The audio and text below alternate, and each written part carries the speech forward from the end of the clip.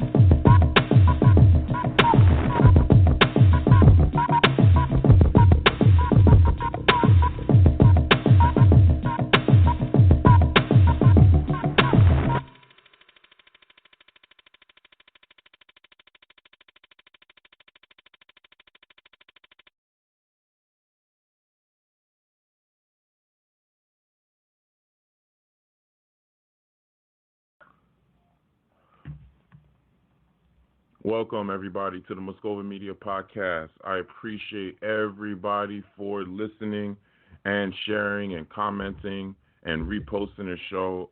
We got some new listeners from India, so I'm really happy about that. Spreading the knowledge and the word and just, it's global. Podcasts are global. All the different platforms we are enable us to be global. And I'm very thankful for that. Especially with our last guest that we had on. She was really sharing so much wisdom and philosophical knowledge that, it addresses so many aspects of life. And when Versa Manos stopped by, it was surely a great blessing to be had. And we really appreciate her. And very, very thankful. So, as we continue to expand and grow our listenership across Blog Talk Radio, which is home to thousands of podcasts, great podcasts. So thankful to be on there. Spotify. If you have Spotify, you can go on there as well and check out the podcast because we have so many great episodes. But if you want the archives, go to blogtalkradio.com/MoscovaEnterprises.com. And also, if you are on iTunes. I know people with the iPhones, you know, we love our iPhones. We love spreading knowledge, and we love the simplicity of it all, which is why apps like Clubhouse um, choose the iPhone platform to put out their app so that they could beta test it or whatnot. So it could be all uniform and not multiple people on different you know versions of one operating system. So it's definitely very useful to put your app out that way, but it's a bit more expensive. So thank you to Clubhouse for creating different opportunities for people to share, especially during these COVID times where the whole world is being affected by this pandemic or whatnot. So everyone that made it and is listening, I appreciate you.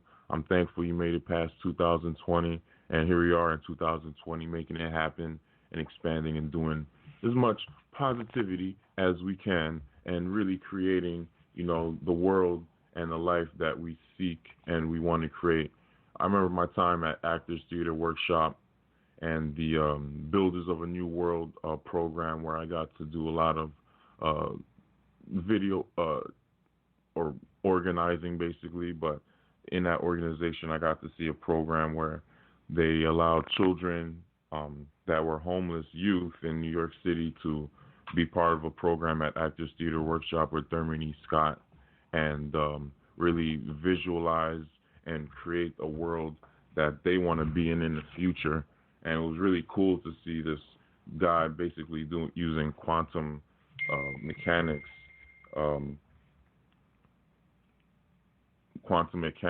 to really affect these kids' lives, because that's definitely something that's hard to go through. And these children, in New York City of all places, in the hood and or whatnot, had to experience that. So it was cool to experience that and see that at Actors Theater Workshop, as well as the different techniques and courses that Thurman E. Scott would teach and express to students, and a lot of great footage there. So definitely go check that out if you're in New York. I'm sure due to COVID they're not doing some programs, but it was cool to learn acting from that guy and basically expand my horizons and become more human and all that jazz. Which brings us to today and continuing to expand on our horizons and do whatever we can as far as business to really get there. But I'm noticing a lot of managers, agents, and different people on Clubhouse talk about how people really don't even know how to network properly, and they're basically spamming and overdoing it a lot of the times. And a lot of these women and men are not enjoying the impersonality that people are professing as they network. I mean, there's a lot of great ways to network. Social media enables you to be part of someone's life without actually being there. But that doesn't mean that, just because you have someone's social media or phone number or, different profiles, that you can start spamming and, basically calling or basically it starts to become bothersome. So to avoid things like that, I definitely suggest connecting on social media, but trying to become friends with people and getting to know people, because you may actually not even like that person, even though you may want to work with them, or vice versa. Or, it may become such a great relationship that you do create a working relationship with that person you may want to work with. And these people could be writers, producers, directors, and from major productions or whatever. It's just going about it in the right way. So that's just one of my tips I want to give out to, I guess, actors and different people in general that want to connect and network and build. Clubhouse If you have an iPhone, I would definitely suggest that. But which brings me to my point today, because we have an amazing guest. It's funny, his last name is Guest. Hilliard Guest is an amazing guest on the podcast today. He's a writer, producer, and director, and also a podcaster. He was born in Detroit. Raised in a hood near San Francisco, and he was the youngest of 5 in a family, pegged the Cosby Show in the Ghetto. So I'm sure, it was real fun to be part of that family or whatnot. And, to be able to have so many characters as a child it can make it a bit easier to recreate characters today. Hilliard has a fun 80s style mod Afro Punk style. He was recently staffed on the Russo Brothers action sci-fi series Deadly Class, yet he keeps the light on as an assignment ghostwriter and is busy developing. You can, oh wow, this guy does a lot of amazing work. You definitely got to go check him out because he has a iTunes book that's popular. You can go check out right now or after the show. Not right now. No, you can do it. You can multitask, I hope. But the top 100 indie writers in the world, definitely check that out. And he also started his own company, Hilldog Productions, which is helping create these different titles or whatnot. Some of his produced projects are Ticker, a dark anthology series, Mermaid, an award-winning drama, and Deadly Class, which is the sci-fi series I mentioned. Also check out Blackout, a horror film, Troublesome, a critically acclaimed drama, and The Last Girl, an award-winning martial arts film. And he also interviews A-list writers at the WGAW Theater and the Third and Fairfax podcast and his very own Hilliard's Guest Screenwriters Rant Room. So definitely this guy does amazing work, which is why it's an honor to have him on the show today. And that's why I appreciate everyone for listening. Hilliard, are you there? I'm here. What's happening, man? Thank you for having me, brother. It's great to have you, sir. Thank you so much. Yes, we hear you. Awesome. Thank you. Appreciate you, man. You've done so much work with producing TV pilots, films, shorts, web series, different music and historical documentaries. What's your favorite type of work to actually delve into and work on? What's your type of project? I'm kind of an old soul. It's an interesting thing. You were talking about, my mod punk rock rude boy roots. I'm somebody like the 60s is my favorite music. Like my favorite music is ska and reggae music, of course, from the 60s. And so, the style, the way they dressed, all that stuff is still like my favorite thing. So like as of in the last 5 years, I probably have written more historical and bio projects than most of the people I know.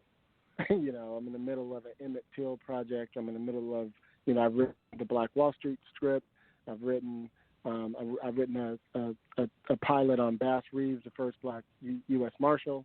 Right now, just got brought in to develop a new series about called the Go Just Trio that takes place in 1938 with the first black football players at UCLA.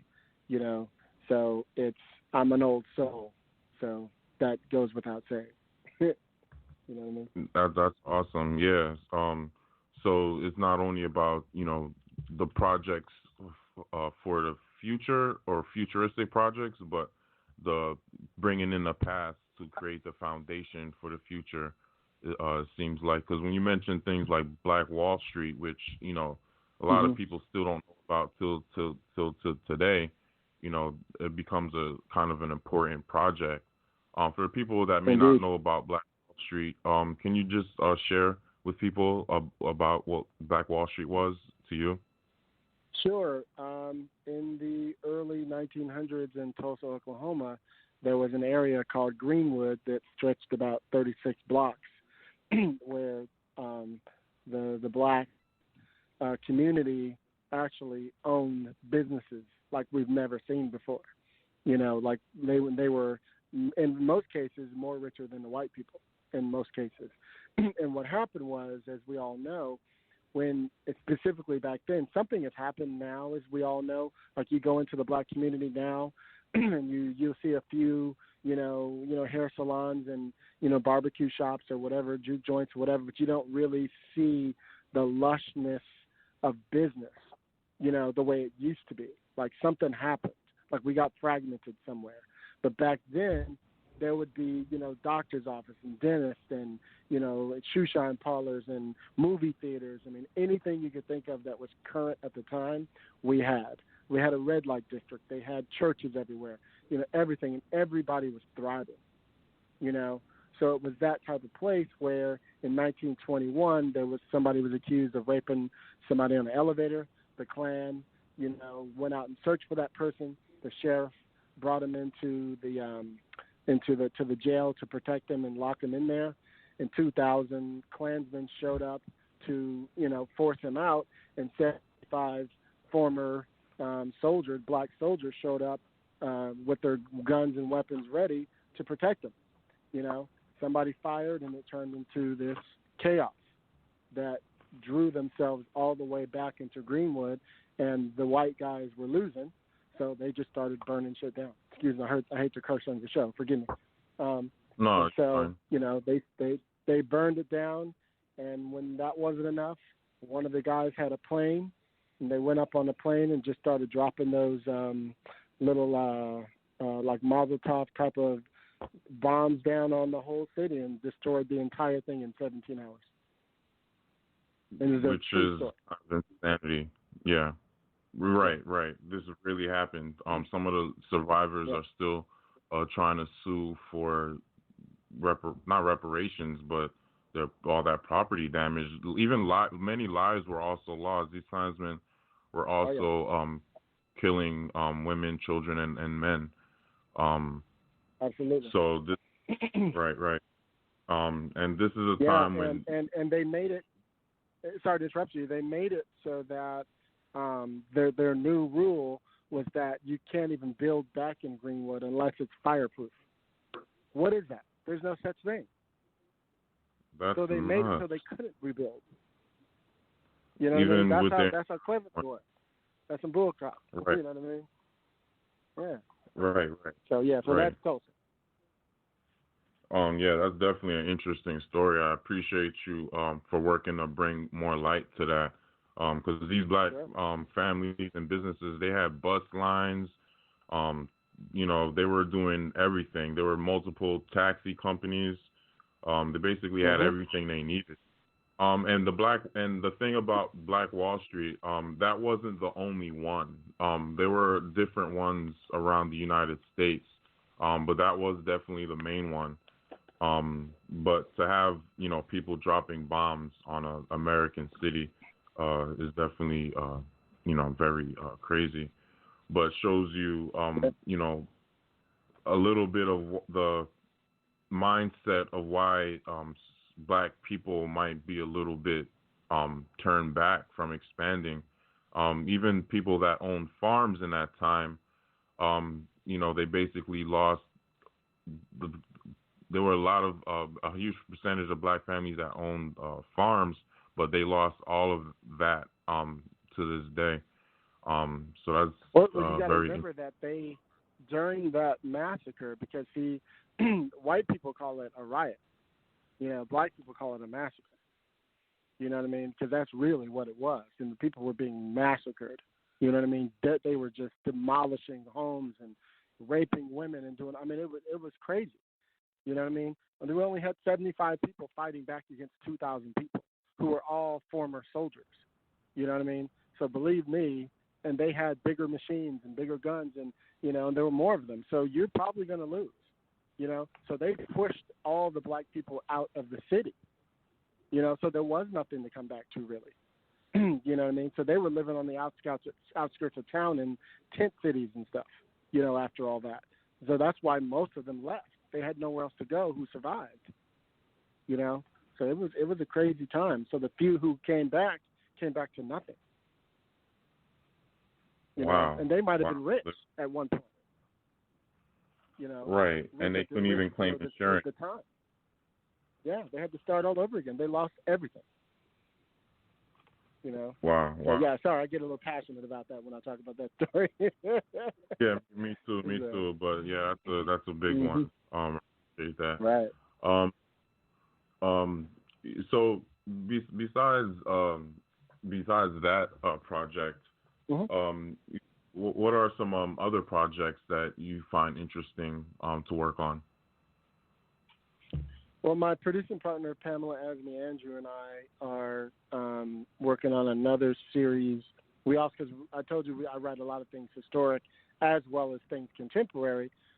I just am drawn to things that are historic, Like I would have been amazing, on Watchmen and all those shows like that. I would have killed those type of shows, and anything that Misha Green does, love her, And so right now, we wrote this story about Kathy Williams, who was the first black woman to, in order to escape slavery, she disguised herself as a man and fought with the Buffalo Soldiers. And we wrote a series around her that was gonna be a limited series. And the more we dive, this is something that writers do. We go down these wormholes, or these rabbit holes, and we discover all this research. And you were saying earlier, there were other places that were like Black Wall Street too. And that's what we discovered. Not only were there places like that, there were more wealthy black people that we never heard of, right? Wow. That opened businesses or built the first hotel or built this or built that or designed the first, designer dresses for this person that went to Europe and made it out of silk. Like all these different things we discovered. So we created this whole show that starts with Kathy Williams because she ends up becoming a famous dressmaker. And people don't know that, Right. And so in our story, we don't know how rich she was, but we know she lived in a big house, which means she probably was rich. Right. You know what I mean? So we realized, wait a minute, if she was, then who else was? So we started going down these holes and finding all these other people, and we learned that there was a device, which was the train that went from the East Coast to the West Coast. And so that train picks up and stops, and every time we pick up and stop, we're with a new person. And we go through their story. And whether they're through flashbacks, we come back in time, we go back and forth in time, you know what I mean? And it shows us all these different stories of how they became that. The guy who started Black Wall Street is the same guy who started Harlem. People don't know that. He left before the bombing started. Wait, you said Harlem? He was there. Yeah, the guy who started Harlem left. Wait, wasn't the guy who started Harlem like Haitian? Was he what? Haitian or something? I don't know why I'm not hearing you. You're saying what? Oh, because I thought the guy who started Harlem was like a Haitian guy or something. I heard. No, there was a couple different people, but this particular guy is the one who made it what it is. He's the same guy who's Wall Street what it is. He left there and took what he had left before all the bombing started.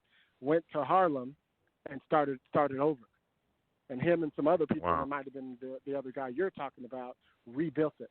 And so he took what they were doing in Tulsa and brought it over there to Harlem, banded it, and they started working their way up to 130th Street, and they just kept going, And then we learned of some women who did the same thing, and et cetera, et cetera. So our next show is about that. All these black people with fortune. Wow. So you're creating a lot of I guess like black historical pieces. Is it difficult to get that work on these different platforms or whatnot? Because there's so much different types of new media What tips would you have for, writers or producers trying to get their work onto bigger platforms? I'm sure it's not always easy. Well, it's funny. I was just on Clubhouse before I got on here.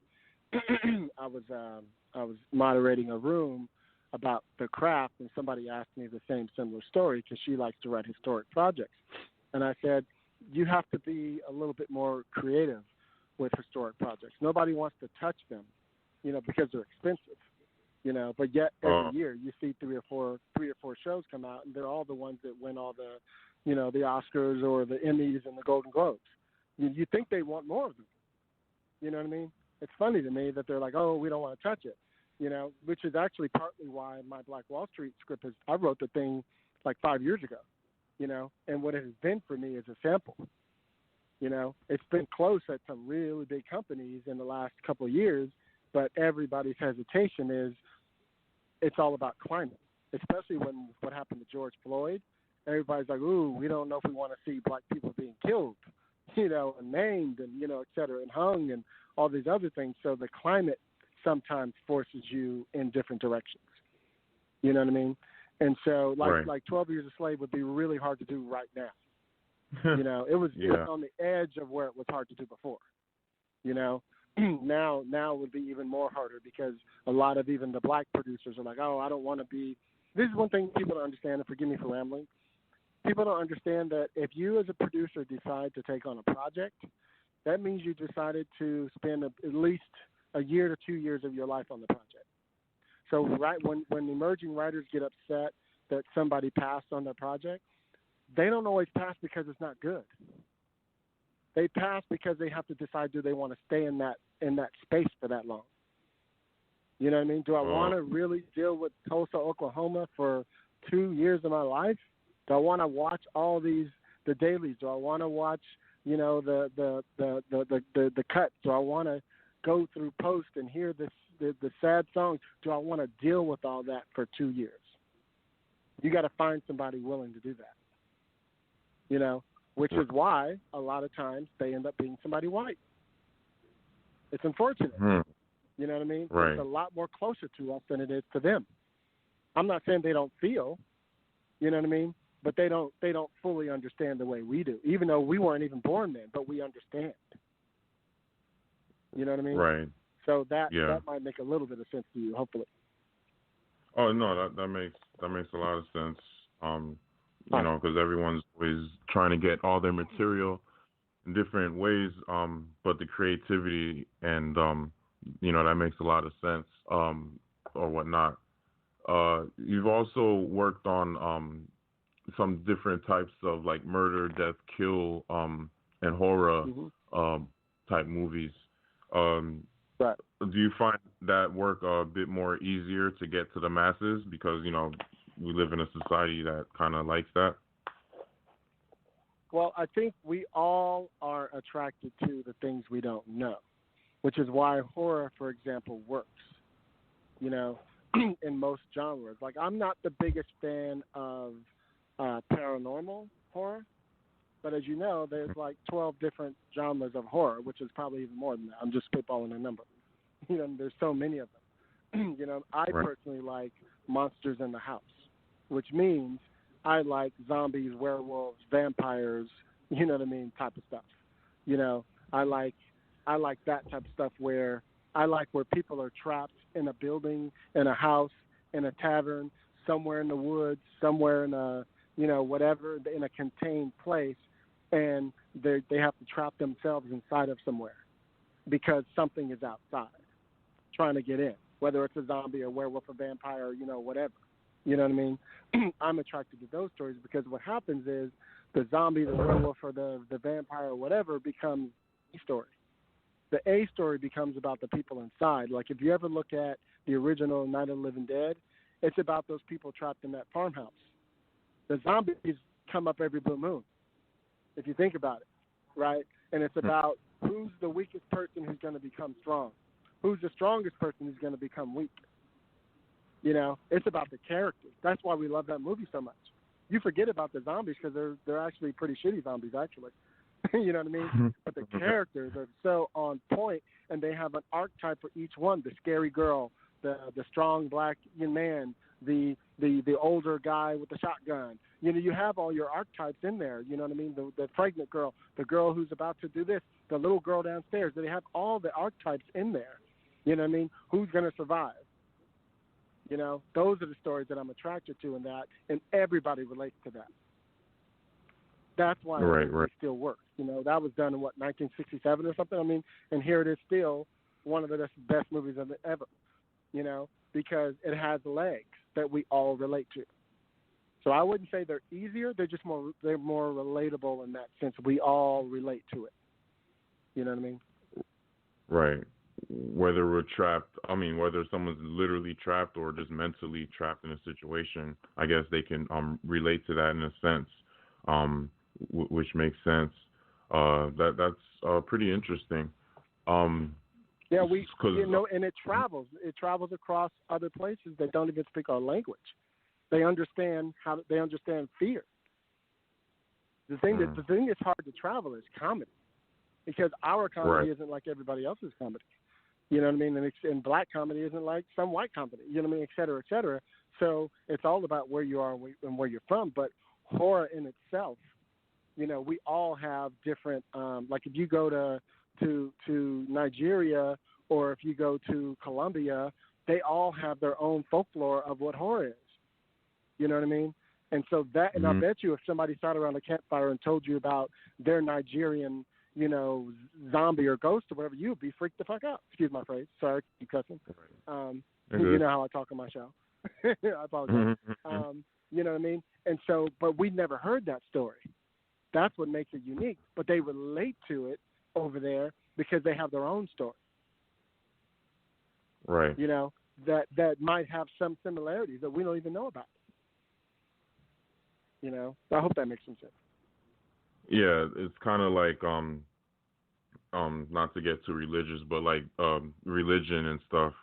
A lot of the same stories, whether it be about Jesus or his birth and different stuff, you can find in different parts of the world where at one point they weren't connected the way we are today. And you can find some of these stories on like walls of pyramids and different things that are eerily similar to stories that you can find in like a Mexico versus a Africa or whatnot. So it's definitely interesting how humans, even though we may not always be connected per se, still go through similar things in different parts of the the globe. And to be able to connect that and relate that, I guess that's where people make their careers out of and are able to create, such as you. That's why there's so many horror. I'll just use horror as an example.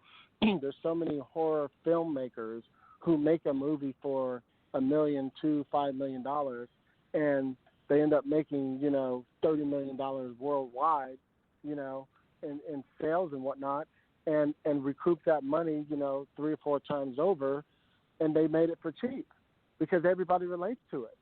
So it doesn't cost a ton of money to do it. You know what I mean?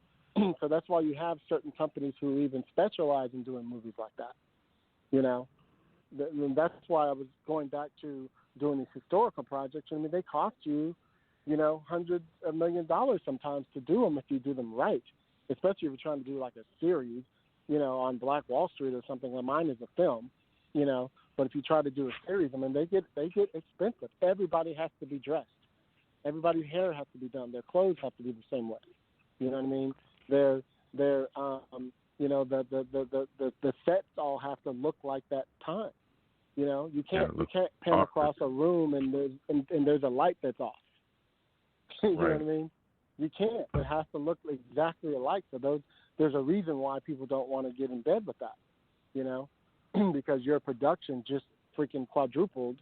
As soon as you decide to say yes. It's not because it's not good. That's what I'm always telling writers. It's not that it's not good.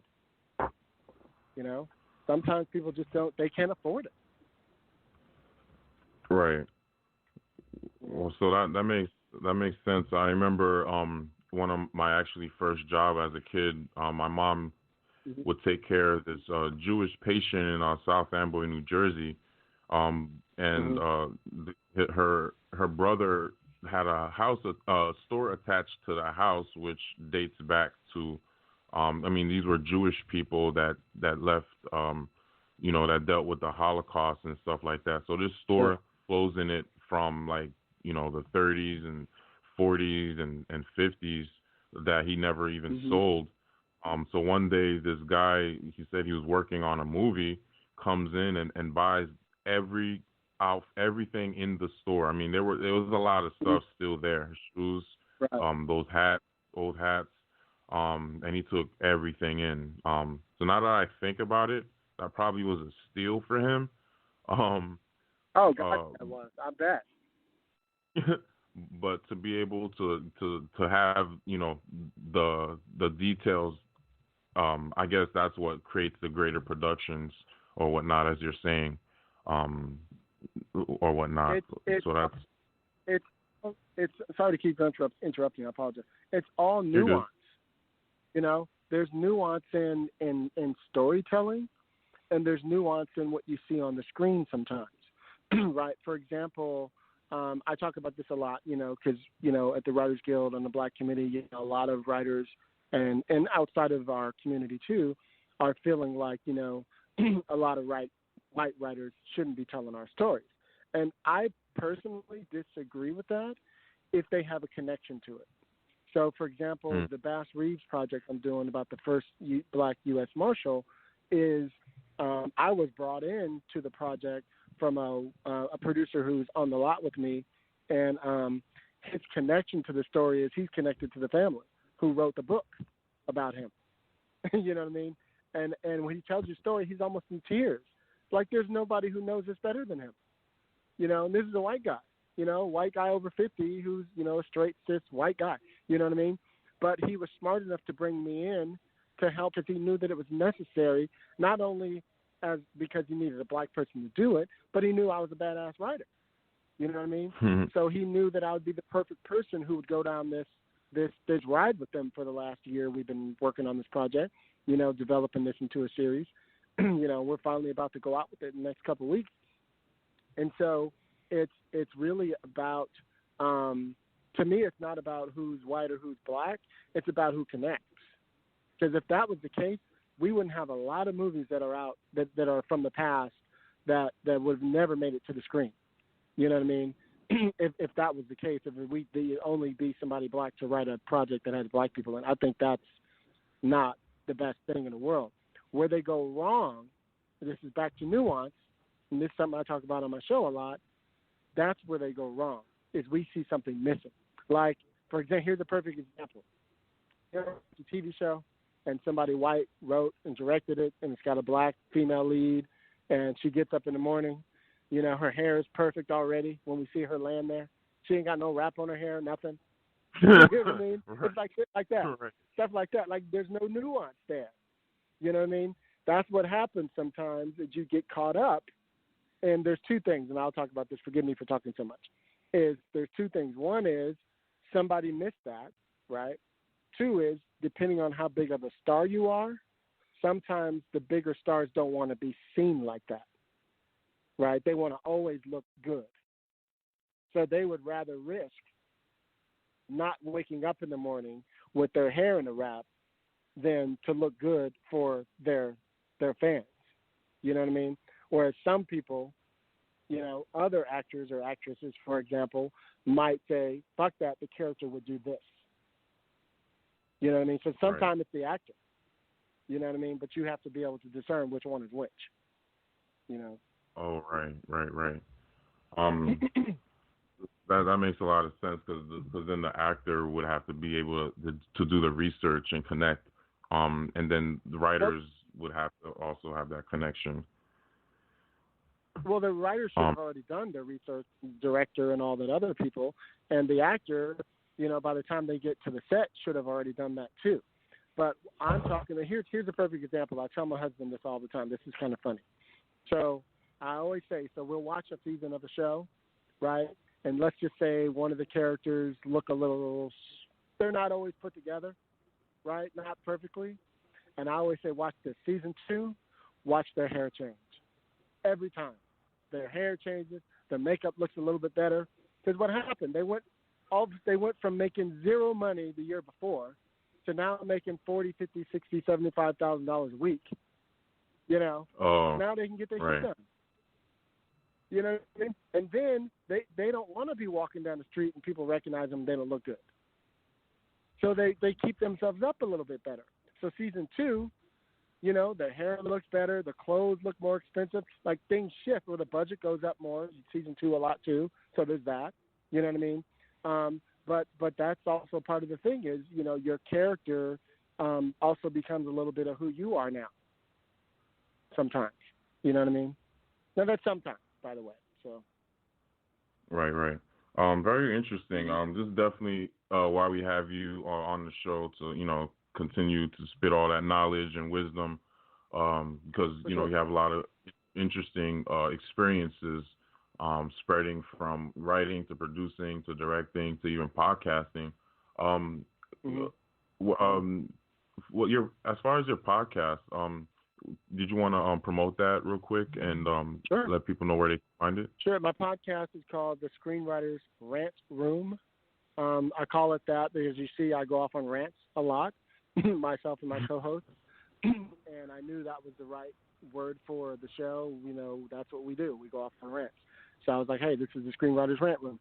So our show is geared for, you know, writers, producers, filmmakers, you know, directors, whatever, actors. We do talk mainly, at least right now, we have a huge audience, but our audience is mainly, you know, people of color, you know, our black and brown, you know, brothers and sisters, you know, out there. We have lots of white people listen to our show too, who are woke and who are, you know, up with the game. You know what I mean? But our show is about that. It's mainly, as you notice, sometimes we go in and we're just talking for about, you know, 5 or 10 minutes before we even get to the show, because I like to treat it like as if it's the writer's room. So if you ever are in a writer's room, a development room, that first, you know, half hour, we're just in the room talking about whatever's going on. You know what I mean? And it loosens everybody up. So by the time I say, all right, if you guys are grown, let's go ahead and get to the show, we're all there. You know what I mean? So sometimes I'm waiting for that moment. And it might take 15 minutes. You know what I mean? Which is why my shows are a little long.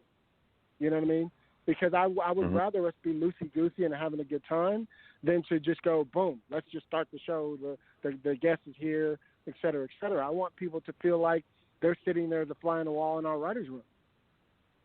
You know what I mean? And so far that's worked for me. You know, very raw. There's nothing planned. I have no questions written down, nothing.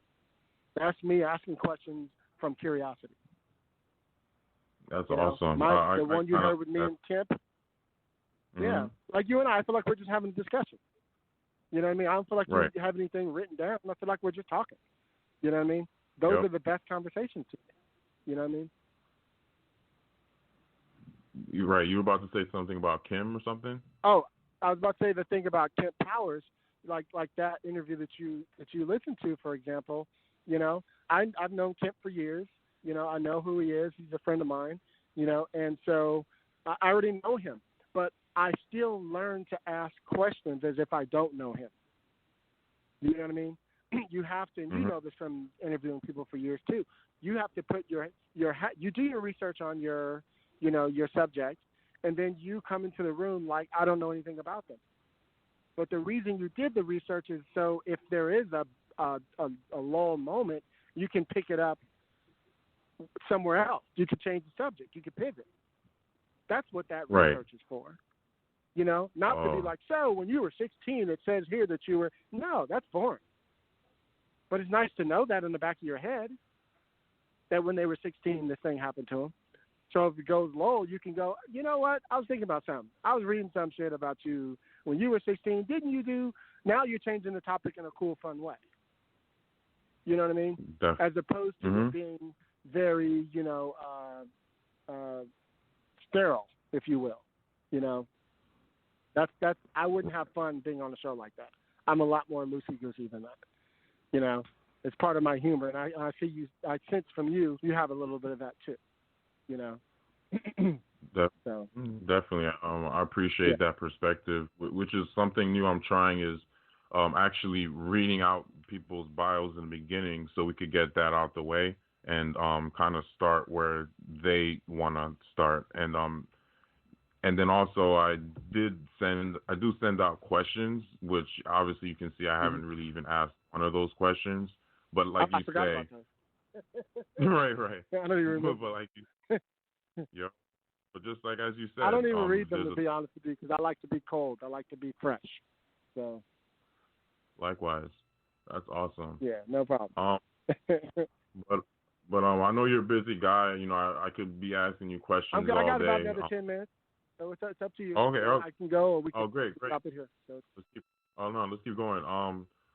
I mentioned some of your produced projects as far as Ticker, Mermaid, Deadly Class, Providers, Architects of Crime, and then also Full Circle, Story of New Dimensions. Right.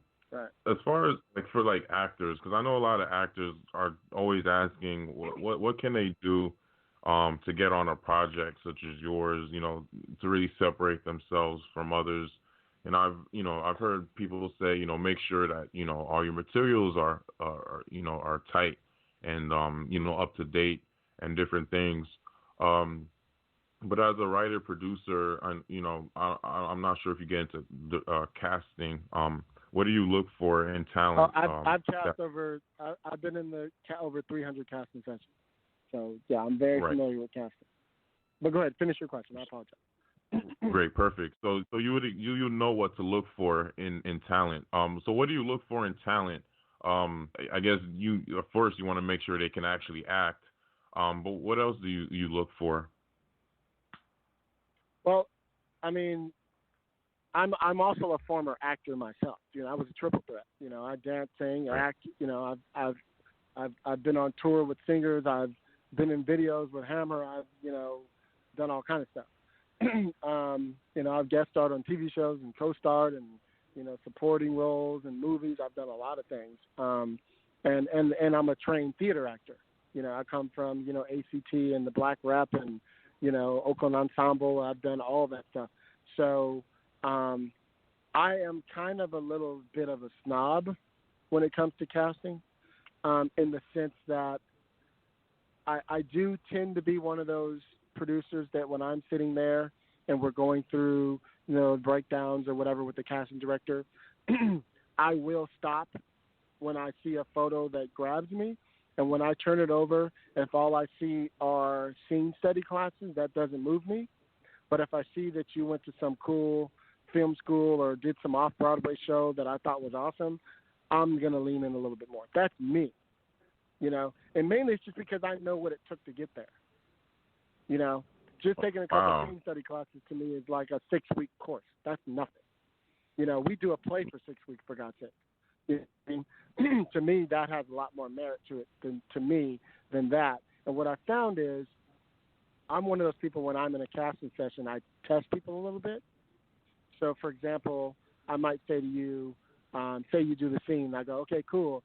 Do me a favor. You know how when you pick up the phone and your wife calls you, I want you to walk over to the corner and pretend like you're looking out the window because your son's arriving.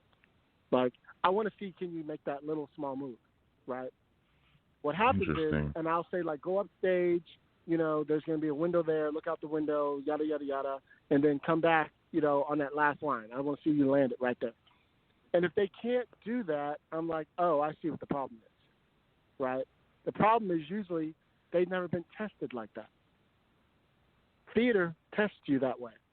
From doing theater, upstage, downstage, stage left, stage right. You know those things in your head. They're like glued in your fucking brain. Excuse me, I'm sorry, I keep cussing on your show. But they're glued in there. You know what I mean? And so I can't tell you how many times I've had casting sessions and I would give an actor or an actress, a movement like this, and they would be all off. And I would look at somebody's resume and it would say scene study from this person, scene study from that person. I'm like, see, they're going to class once or twice a week. To me, that's not enough. Like, they're not really honing this skill. When we're doing professional theater, we're in the rehearsal hall for 6-7 hours a day. How can you not be good? You know what I mean? And so that's why I become a little bit of a snob about it. And I don't mean to say that openly, because there's plenty of great actors who have taken these little scene study classes, don't get me wrong. But I at least like to test them to see where they are. You know what I mean? I don't have time on the set, especially in the indie world, which is where I come from, to be, in rehearsal. Most of those things you do in the indie world, you do a couple of rehearsals, on the set, and then you shoot. You know what I mean? So you need somebody who you see who can take that type of direction. So for me, that's one thing I would tell actors, and I realize we're living in a Rona time, but there still are lots of online classes that they could be taking, to be practicing. You need to be practicing. You can practice with your friends. You can practice with your parents. You know what I mean? There's so many things you could do as an actor. The other thing I would say is the reason why I started my own company in 2009 is I decided it was time to be my own boss. And I feel like it's 2021. We all have our cell phones. And if you have a new cell phone, the darn thing shoots like it does a real movie right now. There's a couple little microphones and a couple little things you could buy to make it be a little bit more tighter if you wanted. But I say you write a little scene, something that you want Hollywood and all your friends to see you in that particular light. Like you've never been a businessman. You've never been a father. You want to show another side of you. Shoot a little 3 or 5 minute piece, and you don't have to be the guy or girl behind the camera. You can live in the middle of Idaho and somebody knows how to use a camera. You know what I mean? So don't use that excuse that I don't know anybody. That's the thing that drives me crazy. There's too many of us out here who know how to do things. And if you don't, you could drive to the nearest city and be like, hey, guys, I'm trying to put together this thing. You know what I mean? I don't have a lot of money, but we all are just trying to make something. I'm going to buy everybody lunch, whatever the thing is. Everybody's trying to make things too. So I say be your own boss. Don't wait for Hollywood. Don't wait for Hilliard to hire you. You hire yourself. Right. That's what I did. Right. Now Hollywood's calling me, but I had to become that. So that's what I would say. And I don't know if everybody else would agree, but not in 2021 when you can. 2009 I was doing this. So you could do this way easier now with the internet. You go online and go, how do I direct? And there's like 60, how-tos will show up. You know what I mean? So there's just no excuses anymore, in my opinion. No, definitely That's not. my 2 cents. I mean, it makes a lot of sense because there's people even on Clubhouse that is showcasing how, they're teaching and sharing, and then we got YouTube University. It's really, not everyone may not have all the resources or whatnot, but if, we live in America, I'm sure we can figure it out. If there's kids in Africa creating damn near, they're recreating Hollywood scenes or whatnot. I'm sure you've seen those African kids. Oh, yeah. They look great. Yeah, they do, actually. If they can do it, we could do it. I mean, come on. You got to want it. That's the key. You know what I mean? Everybody's sitting around waiting for an audition. These are actors, by the way. You know what I mean? And the people that I respect are the ones like yourself who aren't sitting around waiting. You got a podcast. You're producing the short. You're producing whatever it is you're doing. You're trying to show Hollywood I am somebody worth something. You know what I mean? Everybody wants what Issa Rae has, but Issa went and made her project. She had no money to make her first project. Zero. All her friends came in and helped her. If she can get friends to help her, you can get friends to help you. Those actors weren't getting any money at first. She had nothing. Right. She had enough money to probably pay the sound guy and the camera guy. You know what I mean? And get a little bit of food. That was it. You know what I mean? But if it's good, people will show up. Right. So don't use that excuse. I don't have any money. How am I going to do it? You got a camera. Practice with that thing. Go get your kids and start shooting them and learn how to use that camera. Look at different movies and TV shows and check out different angles and, and see what they're doing. And, when something important happens, they push in. Oh, that's why they do it. They want you to learn that there's something coming up here. This is important. this line that they're about to say is detrimental to the whole movie. That's why they pushed it.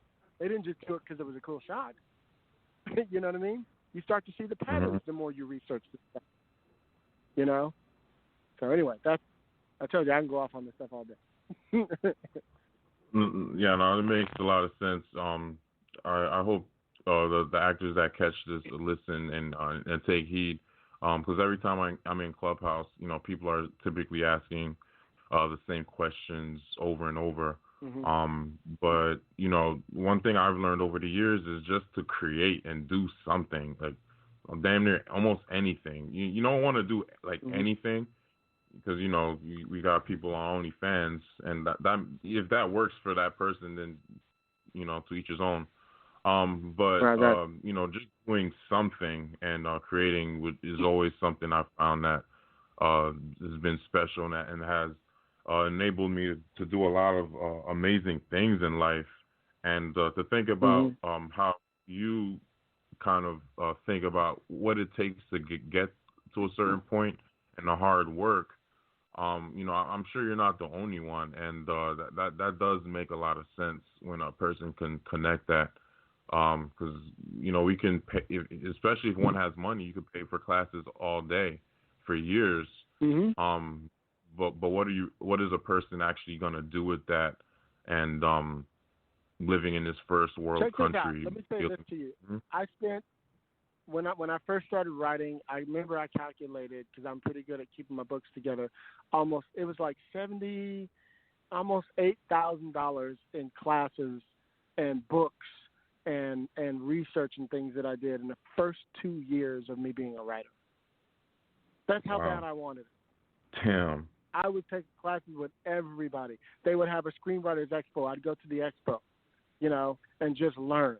You know what I mean? And they all aren't going to work for you. You know what I mean? I would take things on Pixar. I don't necessarily write animation, but I took it just to learn how the Pixar style worked. And guess what? It all helped. You know what I mean? Because you take pieces of each and every one that's different. You know, I went and learned how to do Sigfield. I went and learned how to do McKee. I took John Truby. I took P. Alessandra, Jane Grisanti, everybody to see what they were teaching. If I can get one thing out of it, it was worth it to me. So when people read my scripts, every one of them is different because I'm so unique in how well read I am. You know what I mean? And so many different styles I can just conjure up because I've learned so many different ones. You know what I mean? So become that person who's really prolific about doing stuff. You know, if you're writing one thing a year, I mean, I don't know how serious you are. I'm being real with you, but that's me because I probably have 5 or 6 things a year. You know what I mean? But that's your competition. And guess what? My competition writes more than that. Do you see what I'm saying? Right. Issa, just had using her as an example, she got a TV show and she still writes 2 or 3 things a year. So if she could do that with a hit TV show and still write that much, you can do it too. Believe me, she's busy as hell. I'm using her as an example. You know what I mean? There's lots of examples like that. You know, once you have a busy work ethic that's prolific like that, you will be like that when God blesses you to finally make it. Right. You know what I mean? You'll be ready for it. Because that's the problem. People write one script and go, well, I want to sell the script and get my own show. I'm like, well, what else do you have? You know? And you've heard that a lot because here's what happens. Let me just go off on a little rant. This is important. Okay, do you mind? No, not at all, sir. Okay, cool. This is important. This is important. So here's how it works. Say you wrote a script. Say you met a manager. Say you met a producer, or let's just even say your agent sent your script over to a producer, right? Here's what happens. They read it. They call the agent and go, hey, we'd love to meet with Hilliard. You know, we really enjoyed his work. We'd like to meet him. Here's what they're doing. What most emerging writers think is, oh, he read my script. He wants to produce my script. Here's what happens. What they want to do is meet the person who wrote it and see what else you have that they can write. So, for example, you go to the meeting, you meet with said producer. What I always do, this is what separates me. right? So you'll have a meeting, and they'll usually tell you, hey, here's who I am. Here's the type of things we do here at this company. And then I go, yeah, that's all great, right? And then I go, so what's the thing you really want to do? And they go, what do you mean? I go, what's your passion project? We all have one that we don't have time to do. And they'll go, oh, there's this Emmett Till project, right? And I go, really? And they'll go, yeah, we want to do it from another perspective. Maybe it's like this and this and this. And I go, well, let me tell you a story. You know, when I was 12, this thing happened to me. I remember the Jet magazine. You know what I mean? And there was Emmett Till. Whatever the story is that reminds them and shows them that I'm an expert at this. I always tell a story from my childhood, always. Right? And I'll tell them a story. And I'll almost be in tears sometimes because it's a passionate story that I have, you know, that reminded me of that moment I first saw that Jet magazine cover, right? Just a spitball example, by the way, right? Right. And sure enough, they'll see how passionate I am. They'll be like, you know what, Hilliard, why don't you come back in 2 weeks and pitch me an idea on this, you know? And boom, that's how you come back. They don't call you in because of the script that they want to produce. Remember I was telling you earlier, everybody has 6 or 7 projects they're already working on. They're not going to get your script and stop everything they're doing to do yours now. It happens, but it's very rare. And the only time it happens is when they're already looking for an Emmett Till project, for example, and they were burning to do one now because, you know, they already have Regina King, for example, you know, to direct it. You know what I mean? But they're looking for the right writer. That's when they're like, we're moving this up. We only have Regina for 6 months. You know what I mean? So that's why it gets pushed forward, as an example. You know, not because your thing was the best thing written. No, that's not why they buy it. They buy it because they already had something in mind, something similar. Like my friend Stephen Canals wrote Pose, you know, as we all know, with Ryan Murphy. The reason why that got pushed so fast, Ryan had another story he wanted to do based on the same world. He came in and gave him the idea that he was trying to figure out. Right. You know what I mean? That's when it moves forward. And guess what? When it does, they send you an offer. They don't say, let's just have a meeting. You know what I mean? So that's something that I learned over all the years of pressure off yourself. About, oh, my God, I got the script to, you know, this big producer. They read it. They want to meet me. Yeah, they just want to meet you to make sure you're somebody they can work with. They're not saying they want to produce your project. That was just a sample. People keep forgetting all your work is a sample. My Black Wall Street script is a sample for how I got this show I'm doing right now. It's a TV series, and I show them a movie. You know what I mean? I did that intentionally because I wanted them to see that I knew the themes they wanted to talk about. It's not about, oh, it's an action show, I'm showing my action script. The action script I wrote might not speak to the themes that they're talking about in theirs. So you got to make sure you always send the right one. You know, that's how you get away with that. You know what I mean? So I'm sorry, I can go on and on and on. I apologize. No, that was good because that was an excellent tip. Yeah, that was a tip people may not realize as far as a strategy with that. Right. It's all strategy. Exactly. It's when you're an actor, you don't just go to an audition for a doctor, you know, in your combat boots. You know, you might put on something that implies that you're a doctor. You know what I mean? You don't have to wear a freaking, you know, smock.